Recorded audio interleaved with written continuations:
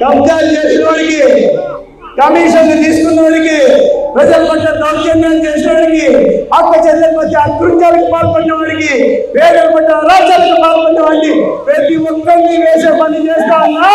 మీరు నాకు బలం ఇవ్వండి, మీరు బలం ఇవ్వండి, మీ బలంతోనే ఆ శక్తితోనే వేసే పని నేను చేస్తా.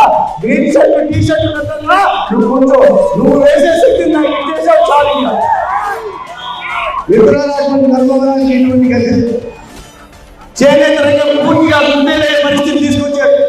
65 చేనేత మగ్గాలతో కలకలలాడే ధర్మవరం ఇవాళ 15,000 చేనేత మగ్గాలకు పడిపోయిందంటే, నలుగురికి అన్నం పెట్టే చేనేత కార్మికుడు ఇవాళ తను అన్నం లేక ఆత్మహత్య చేసుకుంటున్నాడంటే దీనికి ప్రధాన కారణం ఈ రాష్ట్రంలో ముఖ్యమంత్రిగా ఉంటున్న జగన్మోహన్ రెడ్డి, ఈ నియోజకవర్గంలో ఎమ్మెల్యేగా ఉంటున్నా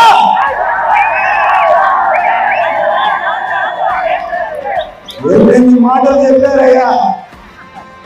వారు రేటు పెరిగితే జగన్మోహన్ రెడ్డి వచ్చి మన మధ్య తిరిగి చెంపలు తిరిగి తల మీద చెయ్యి పెట్టి వారు రేటు తగ్గించాలని ధర్నా చేశాడా లేదా? ముఖ్యమంత్రి అయిన తర్వాత వారు రేటు పెరిగిందా లేదా? జగన్మోహన్ రెడ్డి మళ్ళా మిమ్మల్ని మీరు వెళ్ళి పలకడానికి చెప్పి అయ్యా ఇది పెరిగిందయ్యా అని చెప్పడానికి వెళ్తే మిమ్మల్ని ఇంట్లోకి రానిచ్చాడా? ఓడి తాడేపల్లికి పోయి కలవడం కష్టం.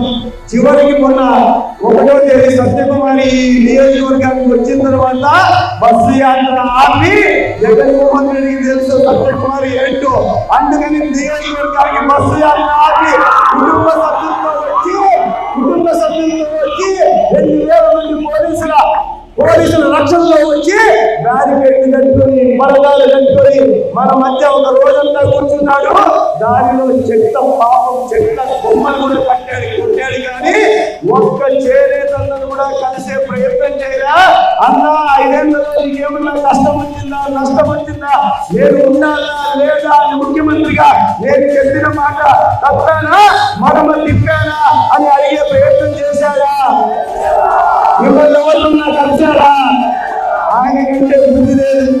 ప్రజల్ని పీడించి తినమే పని. ఇక్కడున్నోడి కన్నా బుద్ధి ఉండాలి కదా. అయ్యా చేనేత వచ్చావు ముఖ్యమంత్రి జగన్మోహన్ రెడ్డి ఒక్కసారి నా చేనేతలను చూడమన్నాడు, అడిగాడా?